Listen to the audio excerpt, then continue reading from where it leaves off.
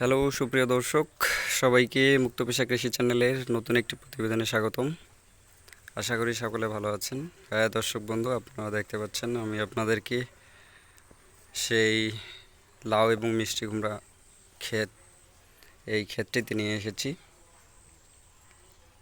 তো লাউ গাছগুলির অবস্থা এখন অনেকটা খারাপ বলা যায়, কিন্তু তবুও গাছে এখনও কিছু ফল রয়েছে। আমরা এখান থেকে পর্যাপ্ত পরিমাণে লাউ পেয়েছি। তো আজকে আমি যে জিনিসটি আপনাদেরকে দেখাবো সেটি হচ্ছে যে আমাদের মিষ্টি কুমড়ার ফলন আসলে কেমন হলো। লাউ আমরা পর্যাপ্ত পেয়েছি এখান থেকে, এখনও গাছে কিছু লাউ ধরে আছে, কিন্তু মিষ্টি কুমড়া কীরকম হলো সেটা আপনাদেরকে দেখাবো। এবং আজকে আমরা কিছু মিষ্টি কুমড়া এখান থেকে হারভেস্ট করব, কারণ বেশি দিন থাকার কারণে এবং মাটিটা একটু স্যাঁতস্যাঁতে হওয়ার কারণে কিছু মিষ্টি কুমড়া আসলে নষ্ট হয়ে যাচ্ছে। তো চলুন। দর্শক বন্ধু, আপনারা দেখতে পাচ্ছেন যে এখানে লাউগুলি এগুলি ছোট ছিল, এগুলো বড় হয়ে গেছে।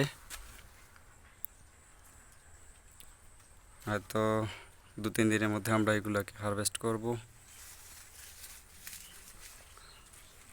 আর ওই যে দেখতে পাচ্ছেন নিচে একটি মিষ্টি কুমড়া সুন্দর করে ঝুলে রয়েছে এবং এটা আকারে অনেক বড়। এগুলো আসলে আমাদেরকে তুলে ফেলতে হবে, অনেক মিষ্টি কুমড়া আসলে পচে যাচ্ছে। এই দিকটাতে যদি যাই, আমাদের উপরে উপরে কিন্তু লাউয়ের মাচা, আর নিচে কিন্তু মিষ্টি কুমড়া গাছ রয়েছে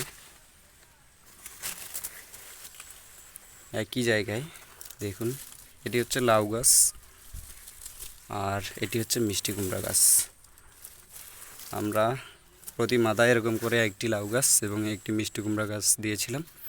লাউ গাছটিকে মাচায় তুলে দিয়েছি, আর মিষ্টি কুমড়া গাছটি এই যে মাটিতে রয়েছে। তো আপনাদেরকে একটু দেখানোর চেষ্টা করি। এখানে একটি মিষ্টি কুমড়া রয়েছে, দেখুন।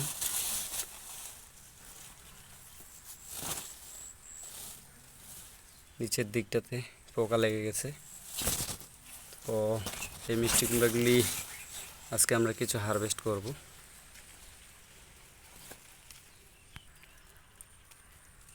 এরপরে সামনের দিকে যদি দেখাই আপনাদেরকে, এখানে একটি মিষ্টি কুমড়া রয়েছে, দেখুন খুব সুন্দর।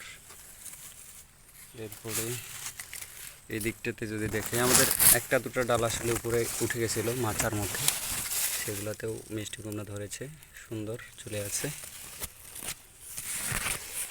এগুলি আসলে মালিক সিড কোম্পানির ব্ল্যাক স্টোন জাত মিষ্টি কুমড়া। ওই যে ওপাশে আরেকটি মিষ্টি কুমড়া খুব সুন্দরভাবে ঝুলে রয়েছে। এই দিকটাতে যদি দেখাই, এখনও গাছ মোটামুটি ভালো আছে। দেখুন, এই মিষ্টি কুমড়াটিকে নষ্ট করে ফেলেছে খেয়ে মাছিতে।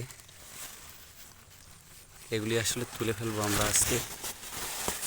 দেখুন, এখানে একটি মিষ্টি কুমড়া রয়েছে খুব সুন্দর।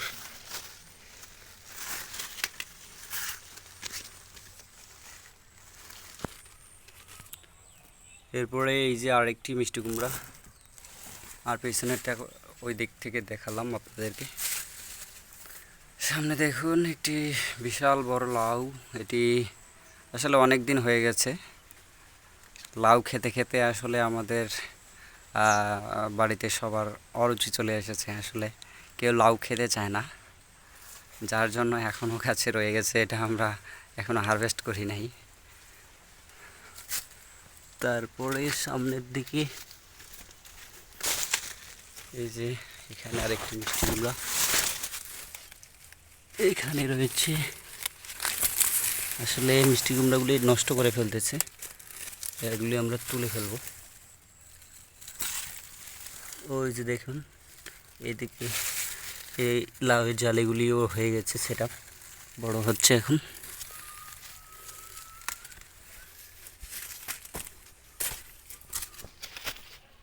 তো তারপরে দেখুন এখানে খুব সুন্দর একটি মিষ্টি কুমড়া রয়েছে।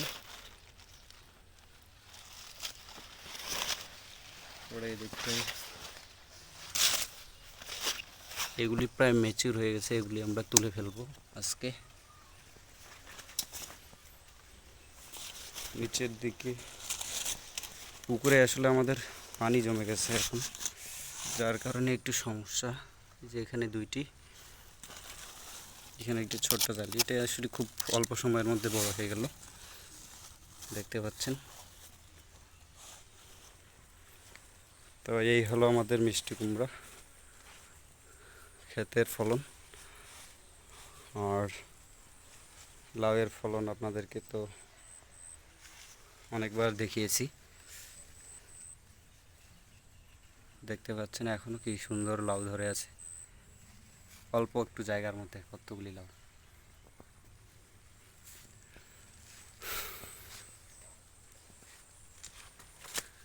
এই ছিল আপনাদেরকে দেখানোর।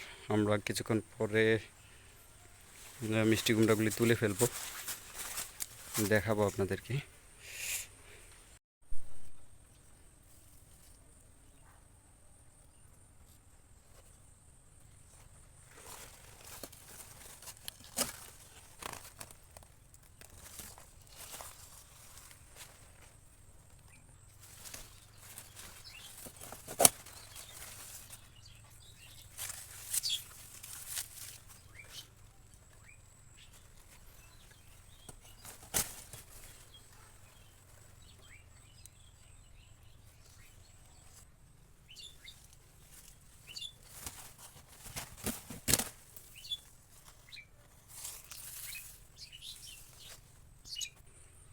হ্যালো সুপ্রিয় দর্শক, আপনারা দেখতে পাচ্ছেন আমাদের মিষ্টি কুমড়া কাটা শেষ হয়ে গেল।